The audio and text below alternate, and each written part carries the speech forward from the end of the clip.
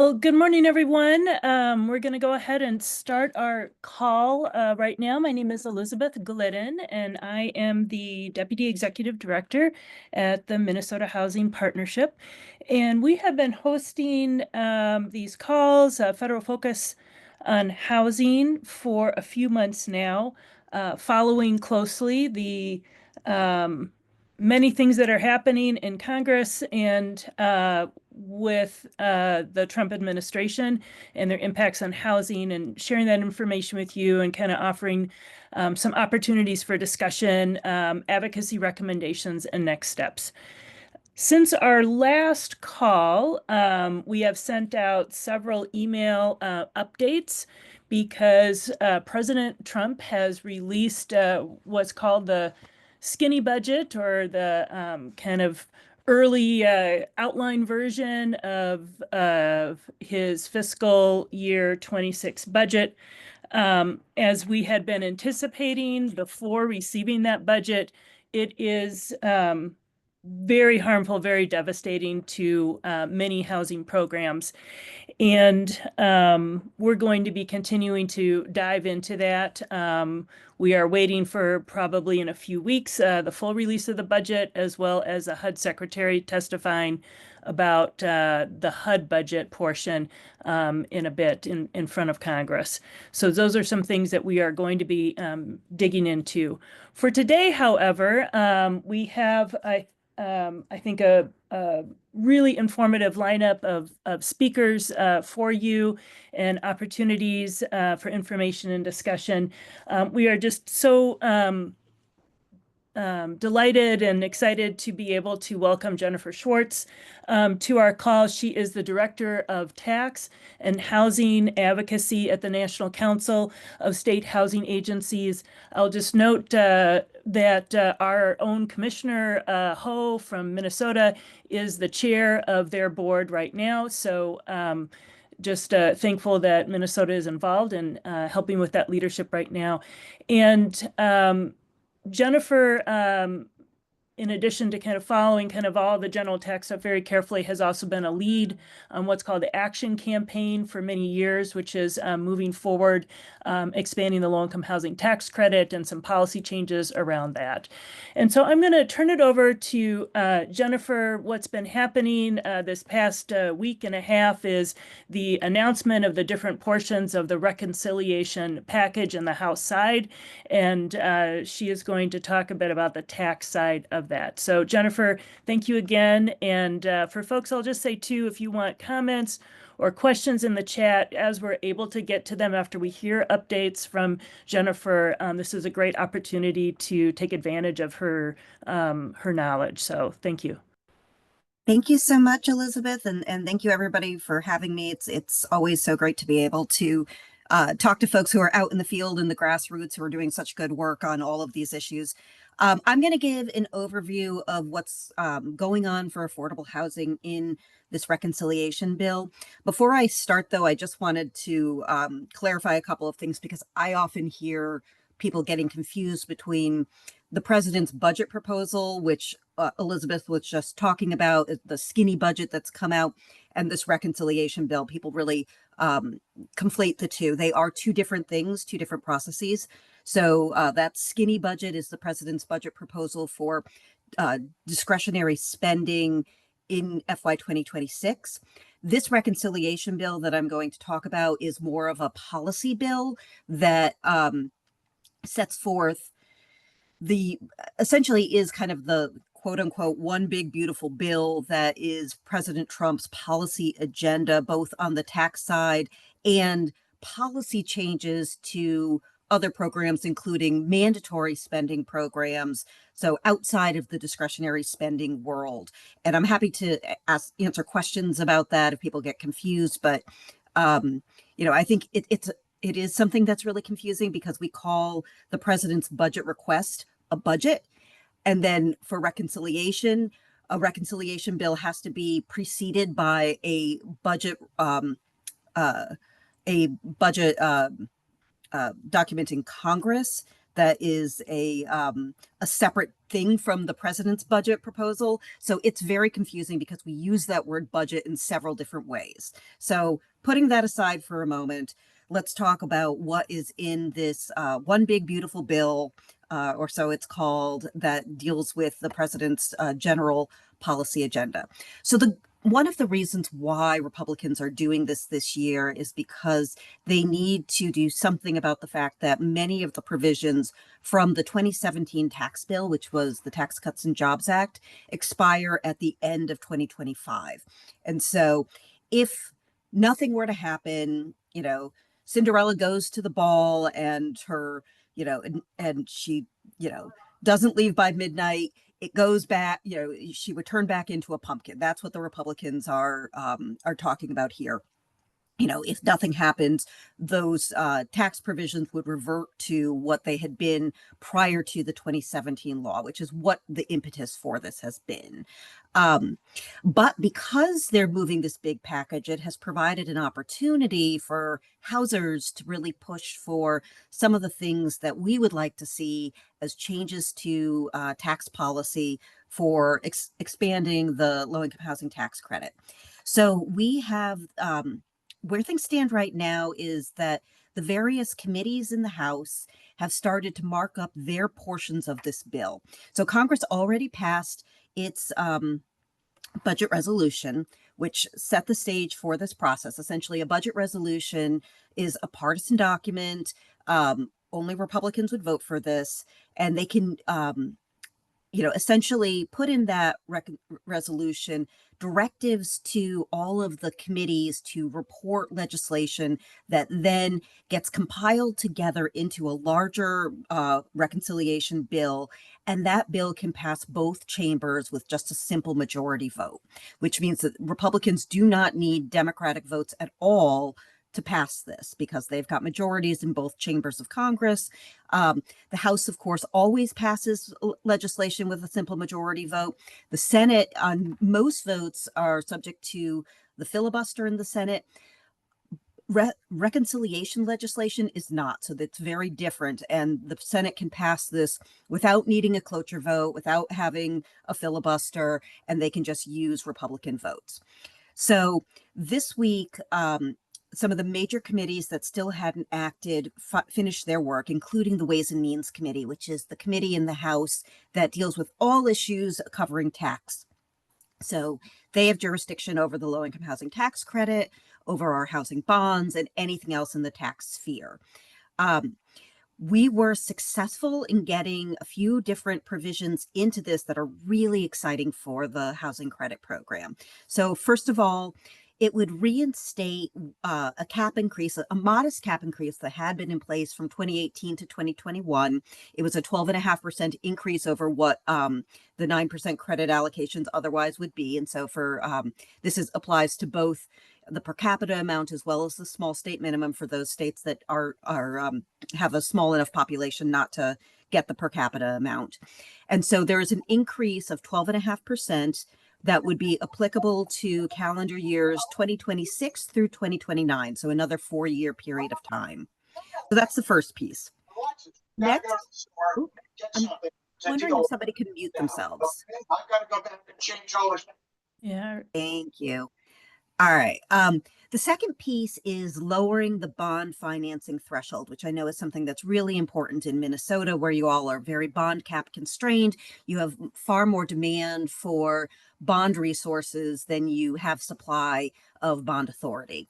And so what this would do is lower that what we call the 50% test, or the bond financing threshold, from its current level of 50% down to 25%. And that would be for bonds that are issued during the period of 2026 through to 2029.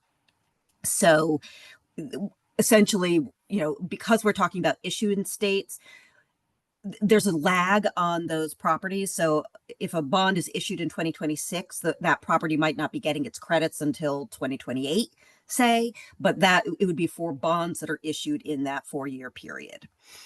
Next is that it would allow state housing finance agencies to provide a basis boost of up to 30% for properties that are located in rural areas and Native American areas.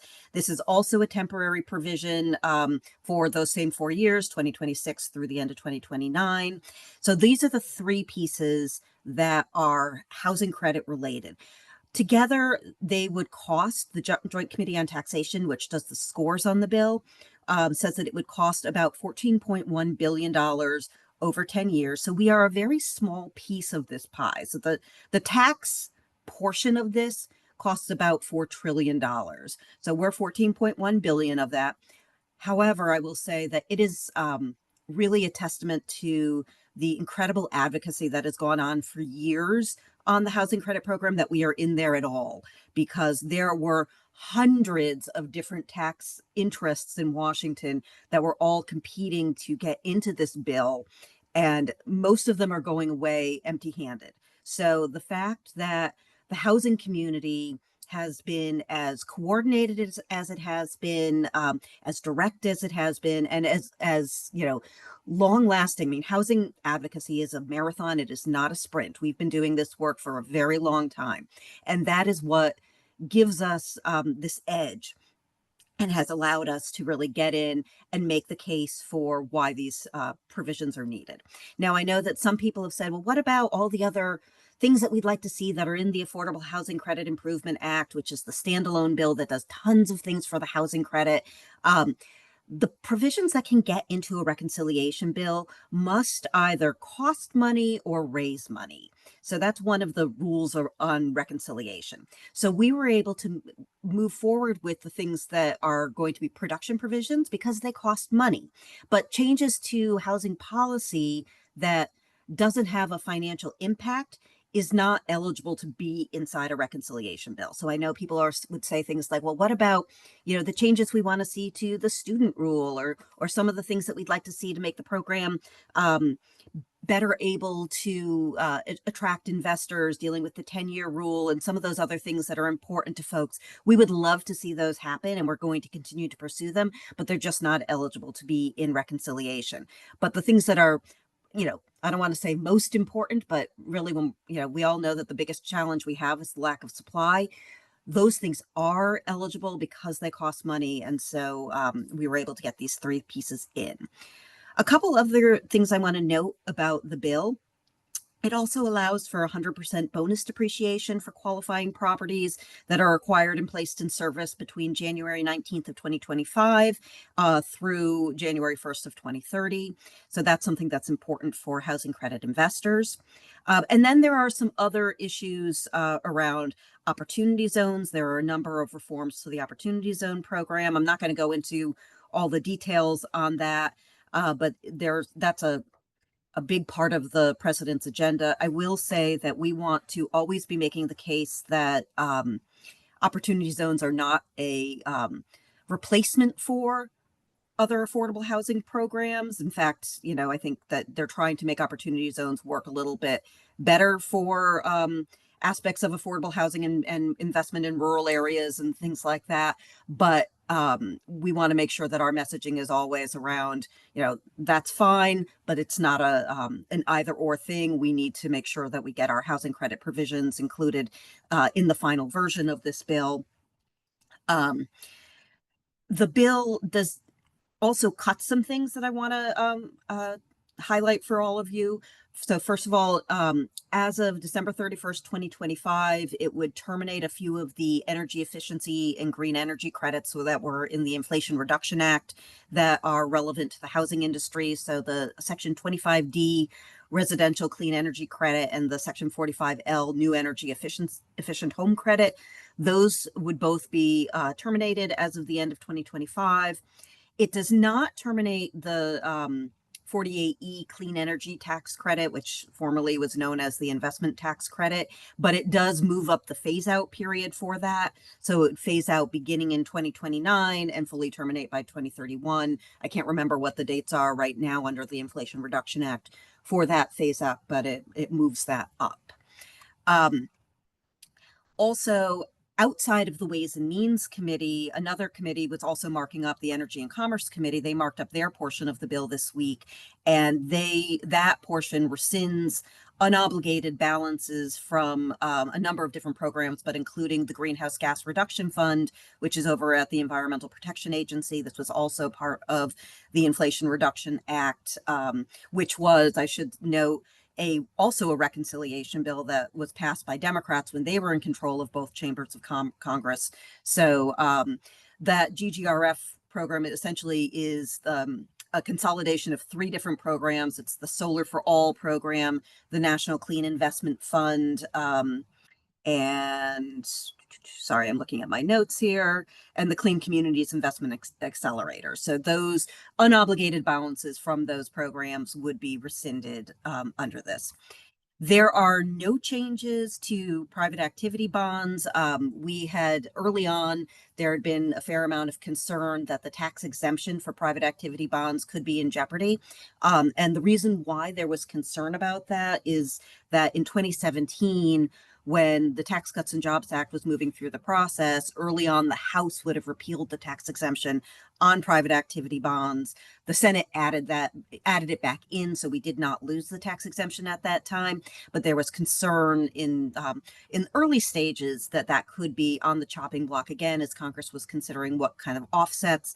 Fortunately, we've worked really hard to socialize and make sure that members of Congress understand the importance of private activity bonds, particularly housing bonds. And I think we've been very successful in our messaging since 2017 on that. And that really never ended up being something that was truly in jeopardy. And right now, there's no change to that tax exemption that's in the bill. There's also no change on the corporate tax rate, so it would remain at 21%. The corporate tax rate went down from 35% to 21% in the 2017 bill. There was some talk that President Trump had wanted to change the corporate tax rate for companies that are domestic manufacturers down to 15%. That really wouldn't have had a huge impact on the housing credit program because those folks are not investors in housing credit properties by and large. That's not our regular investment base. However, that was something that had been talked about, and I just want to let everyone know that the corporate rate would stay at 21%. And that stays no matter what, because that was made permanent in the 2017 bill. So unlike for example, the individual tax rates, which would go back to the pre-2017 numbers if Congress didn't act this year, that 21% would have remained the same. So let's see here. Sorry, I'm taking a look at the chat. Are there changes to corporate tax provisions elsewhere in the bill that may reduce the appetite for investments in housing tax credits? I haven't seen that yet. I haven't seen anybody talking about any other corporate tax changes that would have an impact. I know that it continues BEAT, and I am not an accountant, so I don't understand all of the impacts of how BEAT is affecting housing credit investment, but there aren't any changes on that issue. And, I think there are going to be some people who would say, well, maybe it'll benefit us to have, benefit housing investment to have some of the energy credits go away, even though I think many of us like the energy credits. But, there has been some concern that the huge amount of energy credits that have been out there have been attractive to some housing credit investors. So, take that for what it is. Can't really say exactly how that impacts the housing credit. Other things that are not included, there's no extension on the New Markets Tax Credit program. The bill is silent on that particular program. It also does not include the Neighborhood Homes Investment Act, which is another priority for a lot of housing organizations, including NCSHA. We weren't really surprised that it wasn't in there, and the coalition that we participate in, the Neighborhood Homes Coalition, is pushing to have that added in at kind of the next stage in the process on this. But, I think right now we're really excited that the housing credit provisions made it into the bill so far. And this, of course, we're still in kind of I don't want to say an early phase, but kind of an early to middle phase of this process. So this morning, actually, as we speak, the budget committee is meeting. Their job is to take all of the different pieces of this bill that came out of different committees and assemble them into a single piece of legislation. So they're doing that right now. However, because there are a lot of things that are still in process in the bill and a lot of disagreements between Republicans on this, that, which is usually a very like perfunctory process going through the budget committee for something like this, is becoming a bigger issue. There are lots of questions still unresolved on how they're going to handle the state and local tax deduction, for example, and other pieces of this bill that there's still disagreement between the moderates and the folks that are further on the right within the Republican caucus in the House. So we don't know exactly what's going to come out of this budget discussion today. Assuming that the budget committee is able to do what they need to do to sew up all these different pieces into the one big, some might call it a one big beautiful bill. Some people would call it a one big Frankenstein bill. After that process, it would go to the House Rules Committee, which is also going to have a lot of challenges. A lot of those very far right-wing members of the House caucus are in the Rules Committee. Should it pass through the Rules Committee, though, then it would go to the House floor. And after that point, it would go over to the Senate. There's also already discussion about the Senate having, certain senators having concerns about various aspects of the bill. Did they not cut enough? Did they cut too much? Lots of questions about cuts to Medicaid, cuts to SNAP that are essentially paying for the tax cuts in the bill. So this is definitely not a done deal. I would say that what we need right now from advocates on the ground is to be talking to your Republican members and saying that you're so glad to see these housing credit pieces included in the bill and that you want to make sure that they remain part of this bill moving forward. Now, Minnesota's delegation is typically very supportive of the housing credit with one exception, and that is Representative Fischbach, who is not a big fan. While we'd love to convince her, I think the best thing we could do is to encourage her not to stand up against it. So far, she's talked with other members of the House Ways and Means Committee about her concerns with the bill, but I haven't seen as much in the press lately on her specifically. There is another member from Wisconsin who has been more outspoken about his objections to the housing credit pieces that are in the bill. And I think the reason why all of this has been such a difficult process for House leadership is that they have such a very slim majority. So they really can only lose a couple of votes. No Democrats are going to vote for this, despite the fact that the housing credit provisions are in there and that those are things that a lot of Democrats support. Don't expect your Democrats to vote for this bill. They're not going to. The bill as overall is something that they are going to oppose. So it's fine to, we're not pressing them to vote for it because we know they're not going to. But really, this is the time to be reaching out to your Republican members and making sure that, they are shored up, that they have the support at home, that we want to see the housing credit provisions remain in the bill as it moves forward. So I'm going to stop and see if anybody has questions on all of that. I know I just threw an awful lot of stuff at you, and I'm happy to answer any of your questions and also talk about other things that are going on in Congress if you have other outside of the tax arena and reconciliation questions. We might have about 5 minutes we could spend. If there are some questions, let's see. Sue Watliff Phillips has a question about SALT and more cuts to Medicaid. I don't know if you can see that, Jennifer, and maybe if you want to just restate what was that question, if you have any information on that. Yeah, it's hard to say. I mean, I don't follow that side, the non-housing pieces quite as much. So in regards to SALT, though, that, being a tax piece, I am following that a little bit more. So, what the bill does right now is it raises that SALT cap to $30,000 instead of Can you just reference for folks what is SALT again? Yeah. Yes, SALT. So SALT stands for State and Local Tax Deduction. So if everyone will remember, prior to the 2017 bill, you could, if you were itemizing your taxes, the tax that you pay for state and local tax, so both your state income tax as well as property tax, that all was deducted from your federal taxes. In 2017, they said, nope, you can only deduct up to $10,000 for your state and local taxes.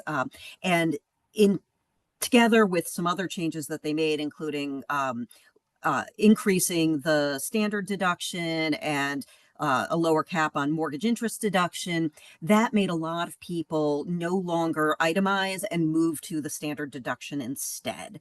So, SALT has been a big issue, though, for states that are higher property values and higher tax states. So a lot, New York, California, New Jersey, all of these folks ended up seeing their tax bills go up significantly because they were no longer able to deduct their state and local taxes to the same extent that they could before. It's been a big issue for Republicans that are in those blue states that are most impacted by this. And so they are really having a huge battle within the Republican caucus right now about what to do with that, because $30,000 is not enough for a lot of those SALT caucus members. But there are a lot of others within the Republican caucus that say, nope, we don't want to see that go up any more than that.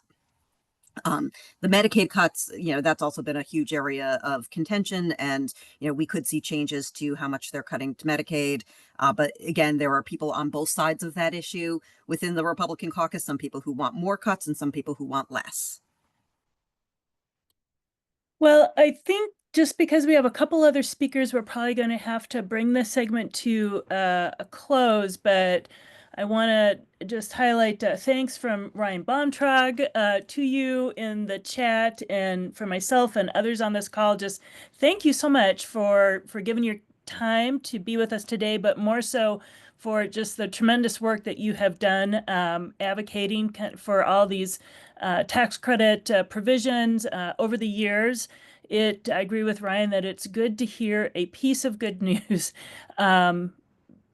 as we've been kind of dealing with how to manage a lot of very, very bad news. So really appreciate your updates and all the work that you've done, Jennifer. Thanks for joining our call. Thank you all. And if I can ever be of assistance again, I'm happy to join another time. Thank All you so right. much. All right. Take care, everyone. Bye-bye. Thank you. So we have two additional speakers that are going to be with us today. First, we're going to hear from Gabriella Norton, who is MHP's research manager. Gabriella has just pulled together data, housing-related data specific to our congressional districts, and she's going to give an overview of those congressional district profiles, which is another tool that we can use in communicating with our members of Congress in Minnesota. And then after that, we're going to hear from Tani Carlson, who's with the St. Louis County Housing and Homelessness Programs Department. She leads the continuum of care work there as the coordinator, and she's going to give us an overview of the importance of that program, how it works in St. Louis County, as well as what are some of the impacts that would come from the president's proposals in the 26 skinny budget. So Gabriella, I'm going to pull up your slides if you are here and ready. Sounds good. Thanks, Elizabeth.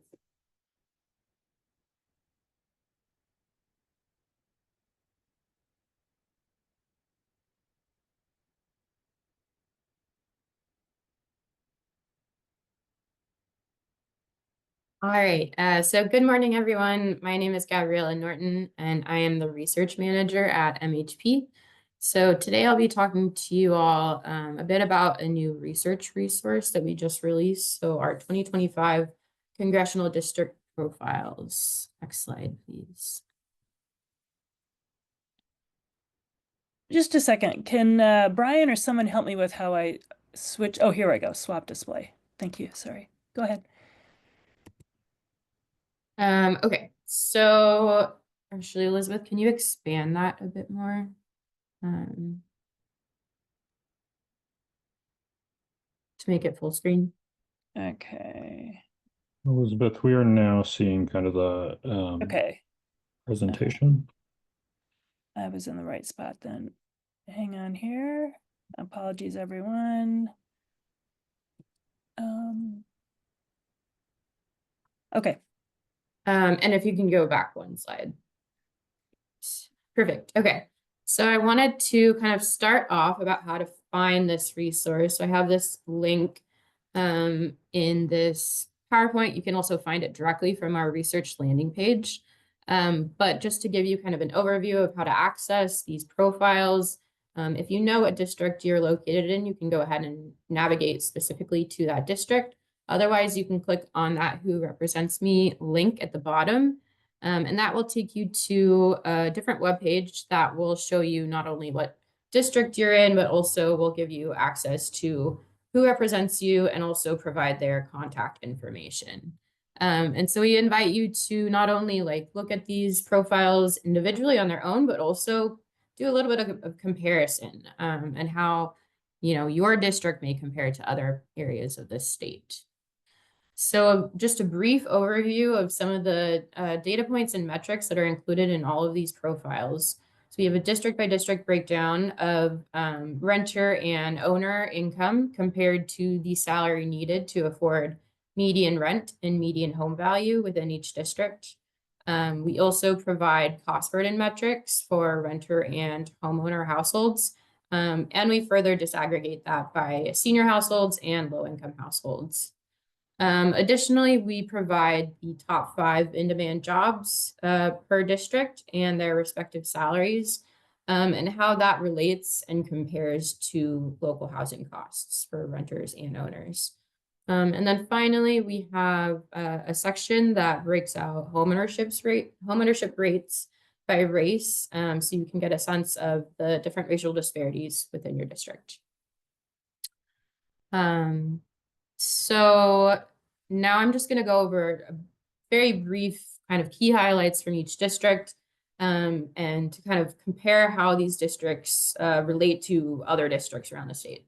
So for District 1, this district has the highest percentage of severely cost burdened renter households, meaning that 27% of households in this district spend over half of their income on rent, over 50% of their total income on rent. In District 2, this district stands out as the only district in the state where the median renter earns more than they would need to afford to pay for median rent. So they earn about $2,500 more annually than they would need in order to not be cost burdened to afford rent. In District 3, this district reports the highest median rent, the highest median home value. It also reports the highest income for both renters and owners in the state. But additionally, over half of renter households, 51%, are spending more than they can afford on housing. In District 4, so this district, a lot of the housing indicators that I tracked fall kind of similar to the statewide averages. And one of those metrics that I wanted to just call out is that all of the top 5 in-demand jobs, with the exception of registered nurses, cannot afford the cost of rent or a median priced home. So that is the same throughout all of the districts in the state. In District 5, this district has the highest share of renters. So 47% of households are renters in this district. This district also has the lowest rate of cost burden renter households. But additionally, this district has the highest percentage of cost burden senior homeowners. So 33% of senior homeowners are cost burdened in District 5. In District 6, we see a lot of issues or struggles for senior households. So 73% of senior renter households are cost burdened. This is the highest rate by far across the state. This district also has the largest gap between what the median renter earns and the salary needed to afford rent. So the median renter household in District 6 would need to earn $3,355 more annually to afford rent. And then finally, this district has the smallest racial homeownership gap of the state. In District 7, both homeowners and renters do not earn enough to afford either a median value home or a median rent apartment. And the gap between median income and the housing costs is the second largest in the state for both homeowners and renters. This district also has the most significant racial homeownership gap. So that being that white non-Hispanic households have high rates of homeownership, and Black, Indigenous, and people of color have quite lower rates of homeownership. This district also has the lowest rate of cost burden among senior households. And in District 8, so this district faces the highest homeowner cost burden, where 22% of homeowners are spending more than 30% of their income on housing costs. Additionally, this district has the highest proportion of homeowners who are low income, as we've defined. So homeowners that are earning under $35,000 annually, and that is 15% of all homeowners in this district. So some overall key findings, in every district, the salary needed to afford a median value home outpaces what homeowners actually earn, specifically in districts 5, 7, and 1, containing the largest gaps. And then in 3 districts, rent outpaces what the median earning renter can afford. And those are districts 6, 7, and 1. But overall, we see that the data reveals a common thread. The cost of housing is outpacing incomes, especially for renters and seniors, and we continue to see significant racial inequities in homeownership persist. So I just wanted to also note that these congressional district profiles work really well to be paired with a lot of our other research resources. So on the left, we have our 2025 state profile, which includes a number of other different data points, as well as some trend information, and further disaggregates by race. So I'd encourage everybody to check that one out. This center document is also a 2025 document, which looks a little bit more at trends. So we take a 10-year snapshot for most of these different housing indicators to see how things have or have not changed. And then finally, we have a number of other unique geographic profiles. So we have county profiles, we have legislative district profiles, and we also have regional profiles for the state. So all of these kind of pair nicely, and I would encourage you all to go check them out on our website. And so I would encourage everybody to reach out to me if you have questions, if you have anything else that you kind of would like to know a bit more about, or if you're wondering if there's data that we haven't looked at, please feel free to reach out to me. We are always open to questions and receptive to any feedback that you might have. Thank you, Gabriella. I see a lot of thanks to you in the chat, and thanks also to folks who kind of helped us by putting some of the links in there. Thanks, Patrick, so people can see them right as we're talking. Just wanted to check if there are any immediate questions. I'm not seeing any, but we will be forwarding these resources to you along with Gabriella's presentation as part of our recap. And with that, just thank you again, Gabriella, for sharing with us and for putting together this congressional level detail, which is helpful. And with that, I am going to, Tani, are you here?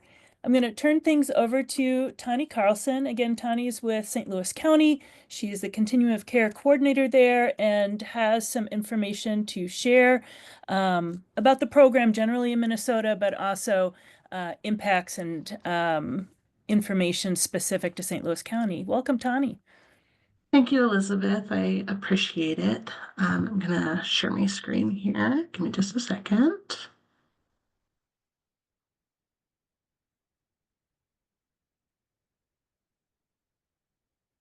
It's thinking.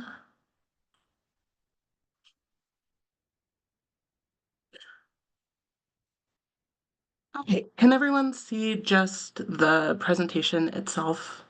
Not like the weird background. So I'll make sure I'm sharing the right thing. I think you need to put it on slideshow presentation.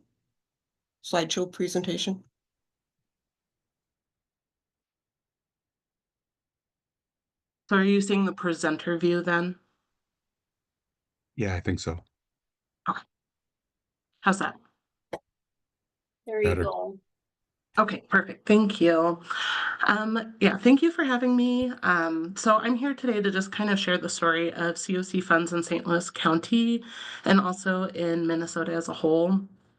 So COC funds are kind of mysterious, I think, for folks that aren't, steeped in that all the time.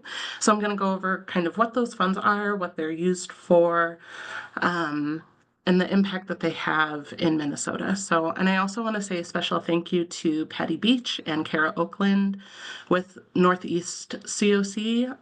They helped compile all of the statewide information that we have, and Minnesota COC coordinators also helped contribute. So thank you to everyone that helped put this together. So Minnesota relies on federal funds from HUD through different grants to fund our housing response system. The funding contributes over $55 million each year, and this provides critical shelter, housing, as well as services to thousands of folks experiencing homelessness across Minnesota. So the activities that these funds cover include emergency shelter and transitional housing. Those are temporary solutions that offer also supportive services, and transitional housing is really to give folks kind of a stable place to land for 24 months before moving on to a permanent situation. There's also rapid rehousing, which is short-term rental assistance with supportive services to help folks obtain permanent housing as well. Permanent supportive housing is long-term housing with supportive services that assist folks with a disability. So that's kind of a permanent setting where folks can live for the entirety of their lives if they so choose. Support services are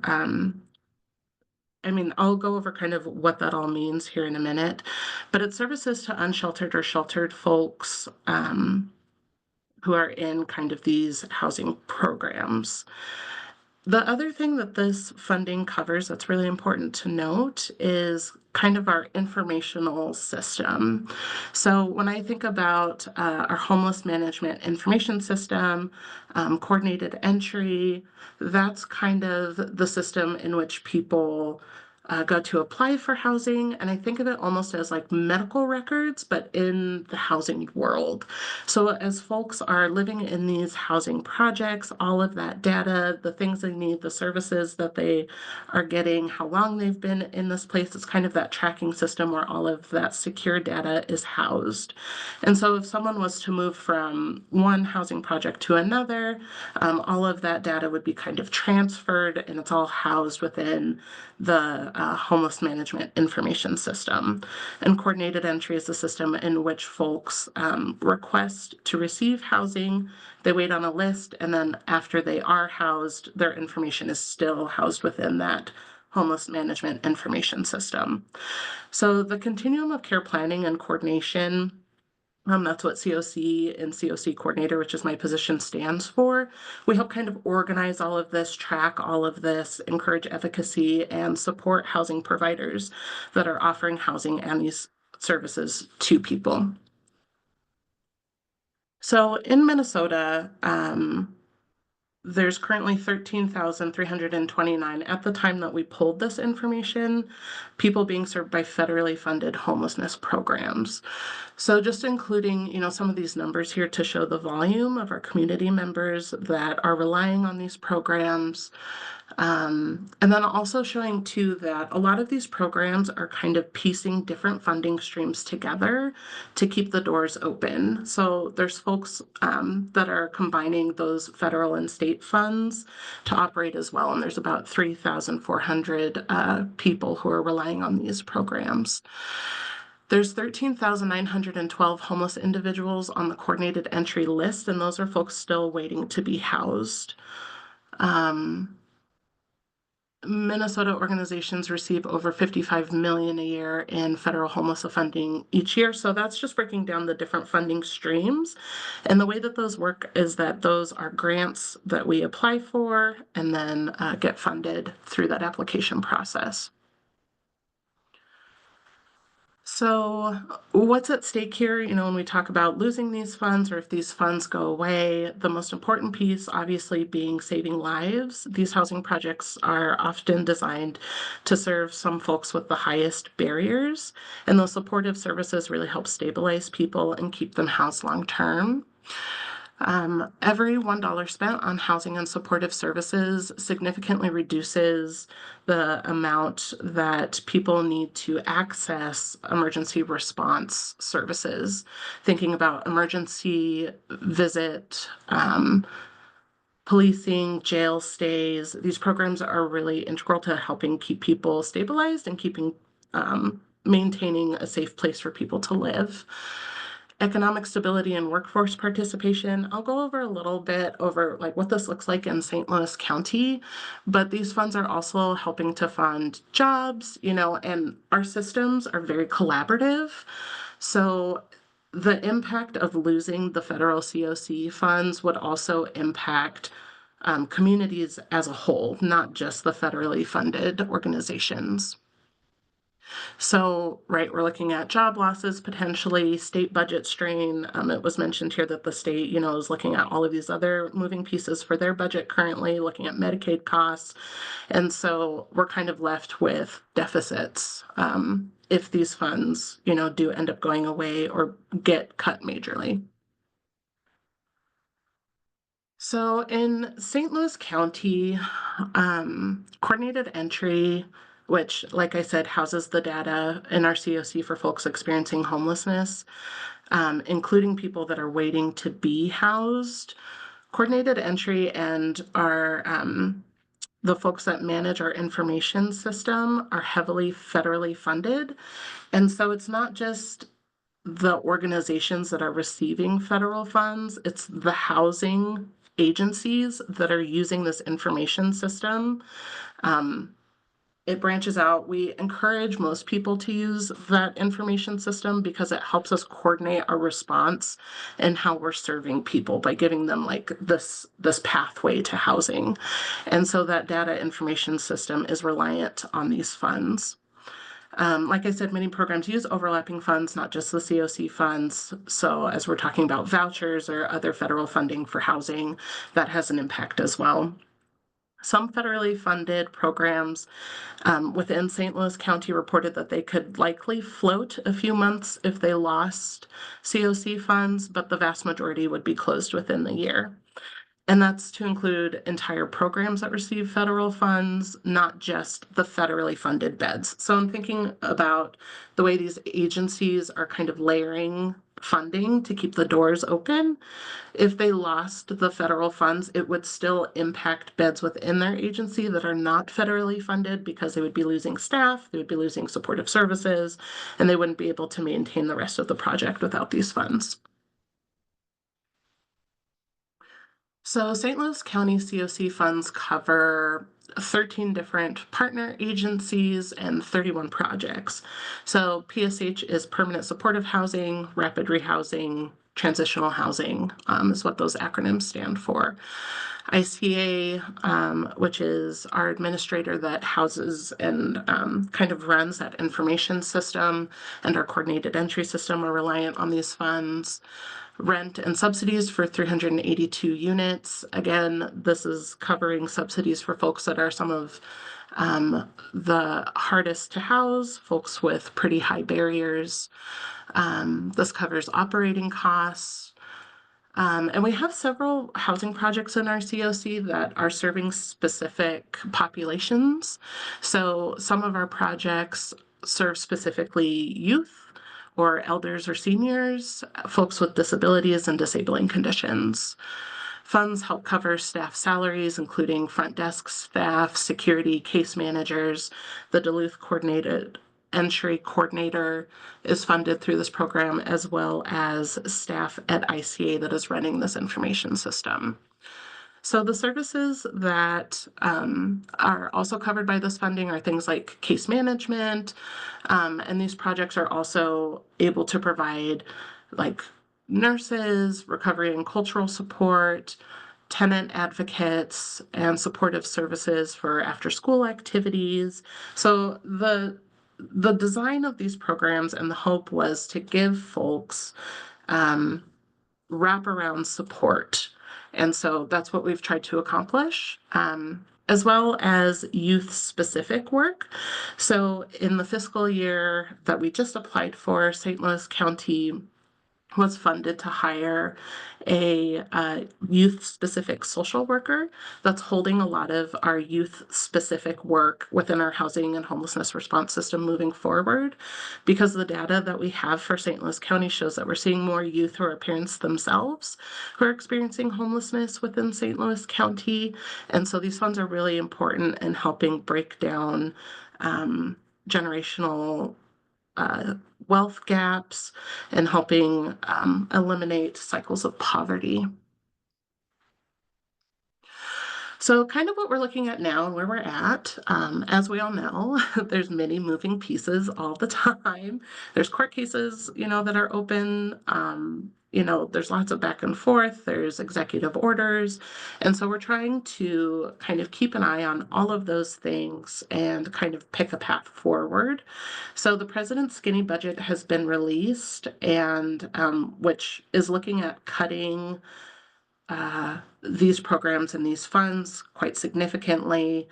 And under this proposal, people experiencing or at risk of homelessness would only be able to receive assistance for 2 years.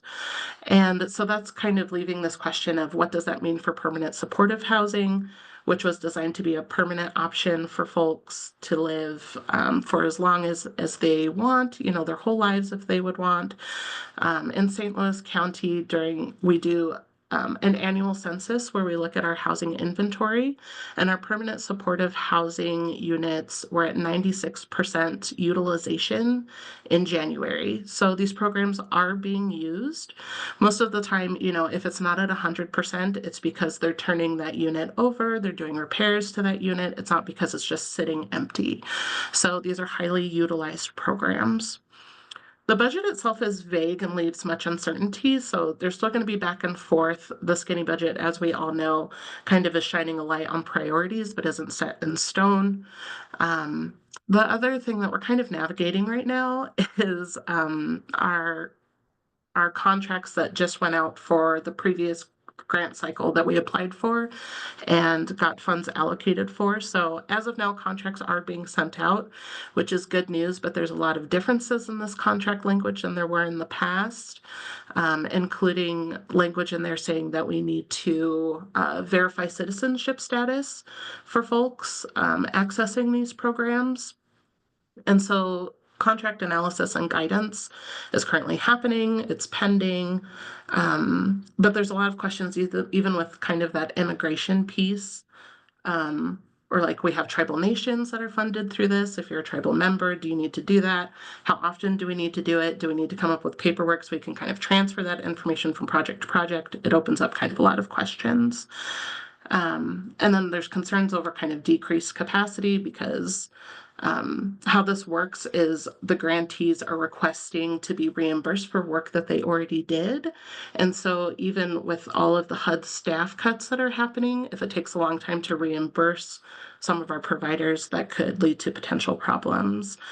And then I just wanted to close in saying that Hennepin County and Washington, D.C. have already released some data stating that rates in homelessness are decreasing due to these programs. And I know that we're short on time, so I just want to say thank you. I will also drop my email in the chat if anyone wants to reach out or has any further questions.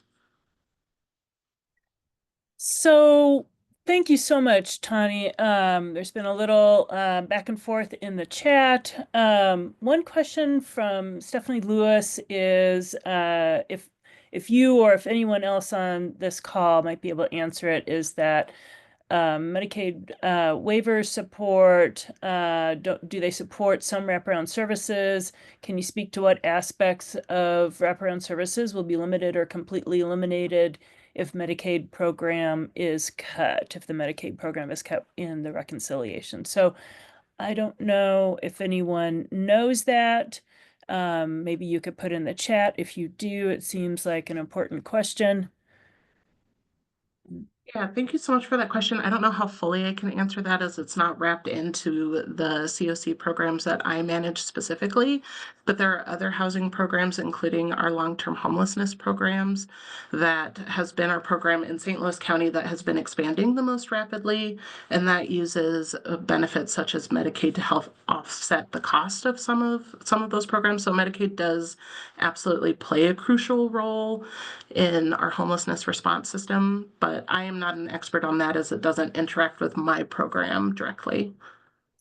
So we had one other question that I think I just want to know if we can do a quick response because there's just like 2 minutes from the end here. So Mary Durand had so yes, what we've been talking about with these potential cuts has been fiscal year 26, but Tani or others, can you say what you understand is the status with fiscal year 25 funding for continuum of care? Thank you for that question. It's just confusing because the fiscal year is the year that we applied, not the year that we're using the funds. So when I'm talking about fiscal year 24, we're signing those contracts now and we'll start using those funds now. So the skinny budget would impact any funds that we apply for in the future. And I'll just note, Sue kind of put right in the chat, thanks Sue Watlow Phillips, that the Interagency Council did a webinar and recording on this topic. It's been put in the chat, but we'll also put it in our recap notes. So we are just about to the top of the hour, so I want to respect everyone's time and make sure you have a chance to put your thanks to Tani in the chat. I know folks really appreciate your presentation.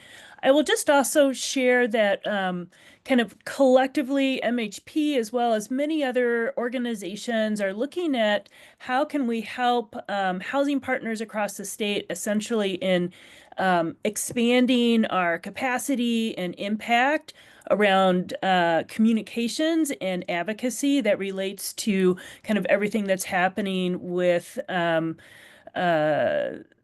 federal actions, including fiscal year 26 budget, but other items as well. And so we have had some folks who have volunteered to come and assist in kind of moving this kind of work forward. I will put out in the recap also an additional ask, or you can just email me directly if you're interested as well, or your organization would be able to lend capacity to how we're kind of increasing our strength and with the goal that we're reaching our members of Congress with important messages about the impacts of cuts or other changes. And we're also reaching the media and the public and making sure these stories are being heard across our state. So thank you so much, everyone. We're at the top of the hour and appreciate you all joining us today. Thank you.